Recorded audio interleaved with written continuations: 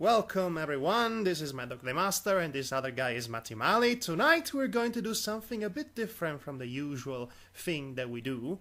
We're not going to read fanfictions, we're going to improvise fanfictions. That's night. Tonight it's Fanfic Improv night. Yay! Indeed. So how does this thing work? So basically the two of us are going to take turns to decide what kind of fanfiction we're going to make. We're going to decide genre, settings, main character, conflict, character, other characters, journey and whatnot, story, as it comes. Just on the spur of the moment. It can become anything and it doesn't need to be perfect. It doesn't even need to be good in any kind or fashion whatsoever. The whole point of this exercise is to have fun. Okay, so Matti, I'll let you start this thing off. What kind of genre would you like to tackle this time? Do you want adventure, romance, tragedy? What do you want? Let's go with good old-fashioned adventure. Somehow I knew you'd say adventure. Okay, the setting. The setting on the top of my mind I can think of, let's go with Nosgoth from Legacy of Kain. Ah, yeah. Just the first thing that came to mind, for no reason, Nosgoth.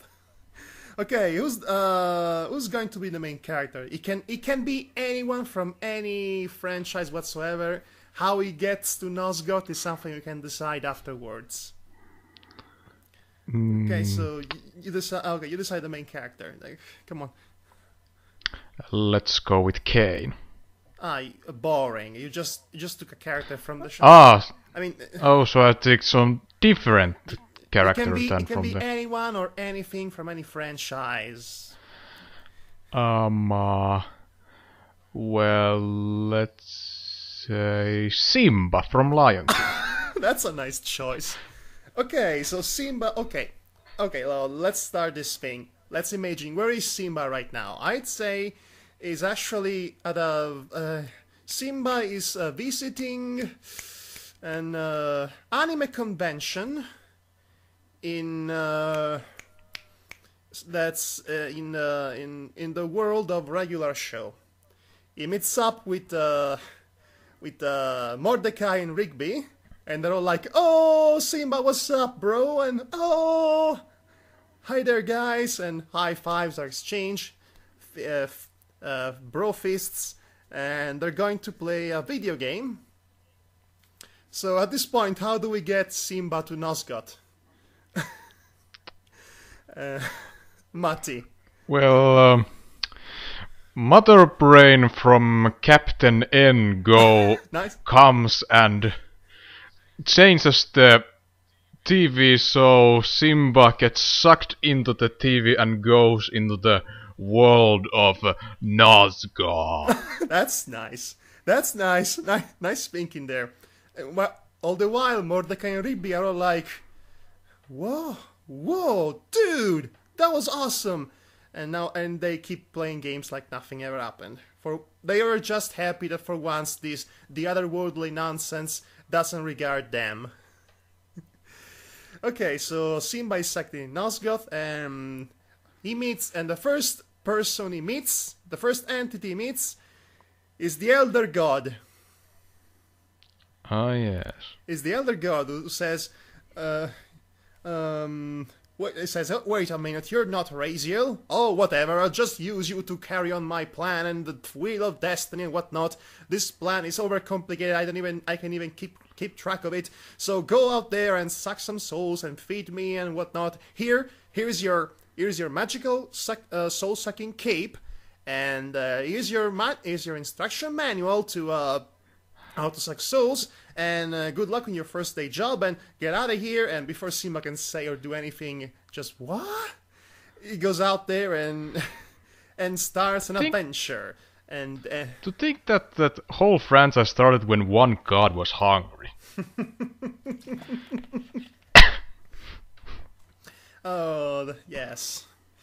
That's nice. So, what does he do, Simba? What does he do now that he has basically become a part-time soul reaver?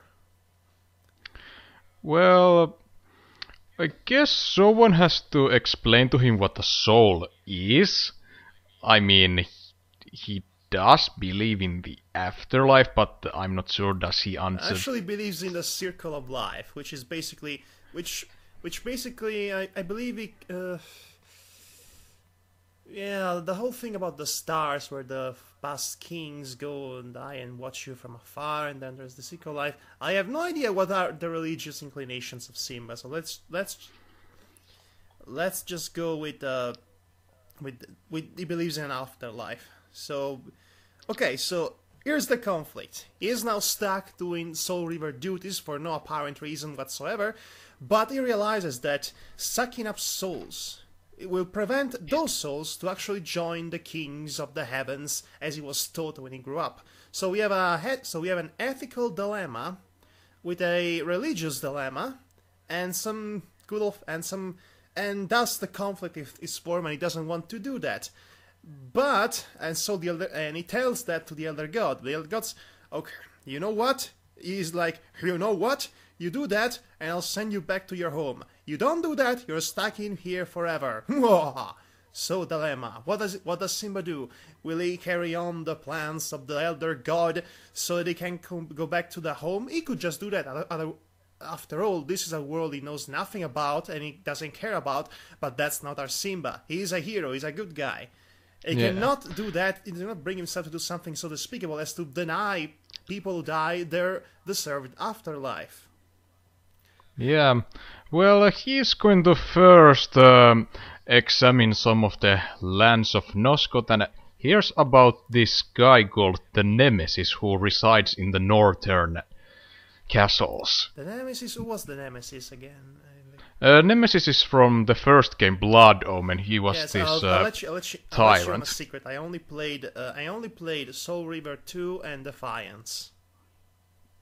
Oh, okay. Well, basically you need to know about Nemesis that he was going to attack all the Noscot, and the Time Guardian Moebius tricked Cain to kill him in the past, so Nemesis was never a threat, and so people were starting to hunt vampires because of this time paradox. Wait! I think I got to speed now. Yes, it's that Lord King Prince that Cain killed in the past that changed the future, and I have a headache, so let's go on. Of course, along the travel, Simba will have plenty of internal monologues, pondering about things he comes across and not caring about them, in perfect Raziel style. As I journey on, I stumbled upon this block of pillars that seem to be rather broken. I wonder what happened to them. Oh well, I don't care. Moving on. Yeah. But as I watched the pillars, the darkness in my heart dwelled and cleansed in its feasting faith of faithfulness, and my mind wanted to cry, but I couldn't, because, even though I couldn't explain it, the pillars who I for some reason knew were once proudly standing, licking the clouds in the heavens, were now in the ruination of corruption and decay. Matti. Okay, already he's a better Raziel than Raziel, because he actually cares a bit too much about broken down pillars. He cares too much. We need to reset his caring levels. Okay, so journeying on. At some point, okay, let's say he reaches he comes across a village. You know, something we never see in the Legacy of Kain games. Village full of villagers and common people. So he reaches a village, and it's full of that village is full of Care Bears. Full of Care Bears. They have been exiled into this land by the doing of Mother Brain, and they are forever cut off from the original Caralot world, and they're stuck in the least caring world ever imagined. So it's like hell for them. So they're really messed up, or broken limbs missing, and dirty and battered and beaten and hopeless, really, and also dull in color. They lost all hope in caring and such.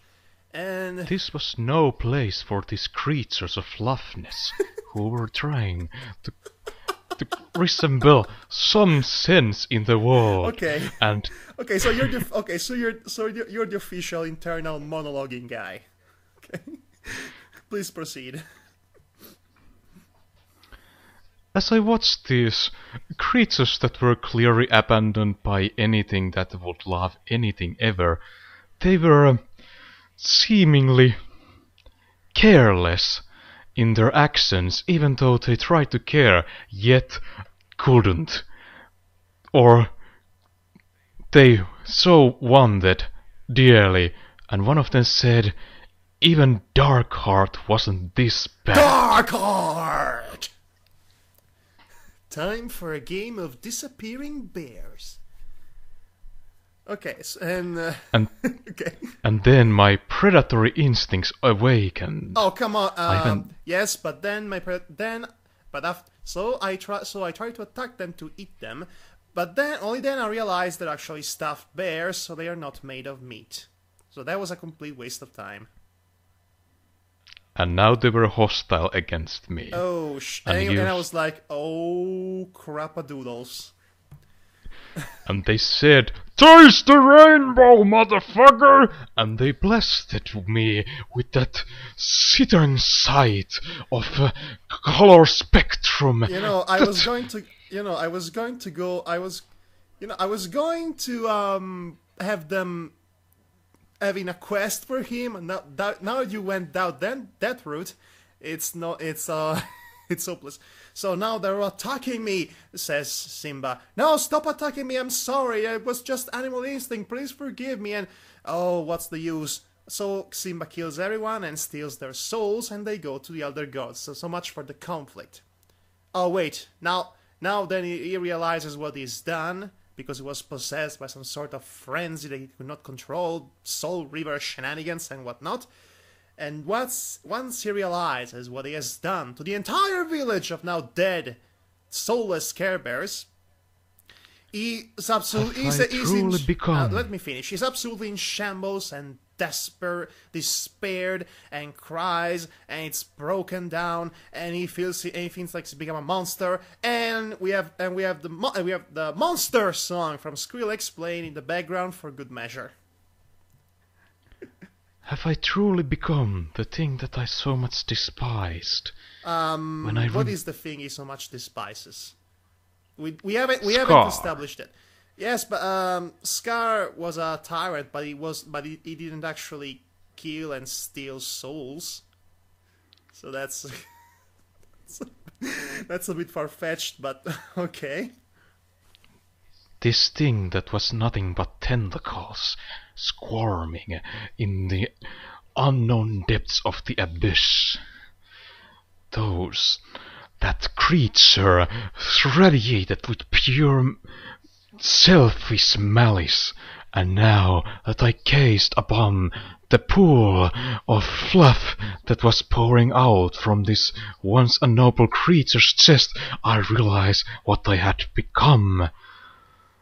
And a voice said, and then suddenly a voice out of nowhere said, "You have become a demon." And then Simba raises his head to look at the stranger, and it turns out to be Samurai Jack. Oh yeah, Samurai Jack was wandering around, saw his actions, and and just by exchanging looks, Samurai Jack already understood what was the torment of the former lion cub, now Soul River. And being the generous samurai he is, he offered to free him from his curse by killing him. So a battle ensues. How about that? First action sequence in the fight against Simba and Samurai Jack. Well, I haven't seen the show, but well, let's see. First, Simba tries to slash with his claws, but then Samurai Jack blocks with his sword, and because the sword is much more sharper, it tears up the claws from There's also the fact Simba's. that the sword is like an immortal god heavenly weapon that can slay, specifically meant to slay demons. So Simba is in a huge disadvantage because Well, so it's so the weapon is the only weapon that can actually kill him. Let's go with that because yeah. you know And the then Soul Reaver was kind of this immortal zombie vampire that cannot be killed in any way possible. So, but at some point, Simba actually doing this fight that he's losing, he realizes he can actually switch. He can actually go to the underworld. So when he's about to die, as in bleeding to death by the scars burn, the wounds burn him because of the anti-demon sword it's losing, is on the verge of death, and then suddenly the world around him changes, and he enters the dimension of the dead. And Samurai Jack is no longer around, but is in the company of a few random undead monsters, and now the entire universe seems bluer in color. And, you know, the underworld and whatnot. So he uses that opportunity to just run away, and then what happens next?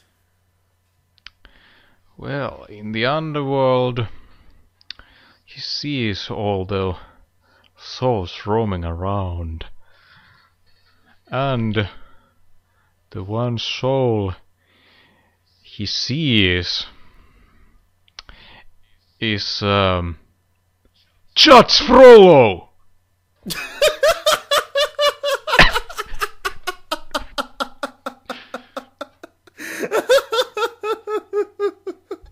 I love you, man. Oh, Judge Frollo.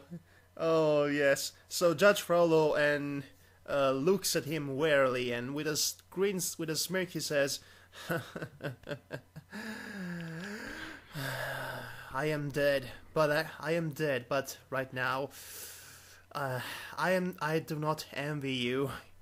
Here, yours is a fate far worse than death. Me? I'm just a soul wandering around. You are doomed with your immortal curse. Forever and ever, I pity you. May God have pity on your soul. You pity me? What kind of sins have you done to get in this cursed place? Surely your existence cannot be all roses and garden hoses. I have blood figuratively staining my hands. I have done many things, many despicable and questionable things, and I did them all for what, in the name of what I really believed in. I was right all along. I was never wrong. Never. If I had a second chance, I'd do all of that all over again. Because I was an agent of God. I regret nothing. Well, so if the story you tell is true, then neither of us deserved our fates that are so grimly put upon us. By the way, I'm hungry. Hungry for souls. And you seem kind of a parasite, so I'm going to eat you now. Which one said that? Well, who between the two is souls? Oh, so Sim says so. Okay, so, and I'd say this is a good moment to end chapter 1. I don't know if this deserves to be continued or at all, and of course this was all improvisation and whatnot. Oh, and let's have a omake segment, so to speak, a funny little extra moment after the end of this chapter. So we got back to Mordecai and Rigby still playing video games, and Rigby says something like, Mordecai says, "Dude, do you think Simba would need some help?" And Rigby's like, "Nah, he's doing fine, okay. I'm totally gonna beat you at this game, you bro." "No, you're not." "Aw, man." And okay, and then end of chapter 1. Well, that was fun. That was a good way to waste half an hour. Yeah, it started slowly, but I think we got in a pretty good... Started slowly? Are you kidding me? It was so fast paced. It doesn't even know. It doesn't even know what. It didn't even have the time to establish what the hell was going on at any given time. It's just. Okay, suddenly Simba is a Soul River. What the hell is Mother Brain doing? Why does she do that? And oh yeah, Mother Brain yes, was involved. Mother Brain. I wonder if she's going to pop up in later chapters. If we're going to continue this. What do you guys think? Should we continue this story? And if that's the case, what should Simba do next? For that matter, what should other characters do next? What other characters should be introduced in this story completely out of nowhere? What direction and what's going to happen next? Give us some ideas, folks, if you want us to continue. If you don't, then we'll just leave it at here. So anyway... And unlike with the characters from Legacy of Kain, the choice is yours. Yes, the power is yours. Now you can... You have the choice. Yes, you have the choice for a change. Okay, I think this is a good time to stop this. It's been fun, and I think it's been fun. I'm not sure. Maybe after I sober up a little bit, we can actually do it. Okay. Hey, I just realized we need a title for this. Yeah, the title is always the last thing one thinks about. Let's call it Legacy of Simba, or maybe Legacy of Kain.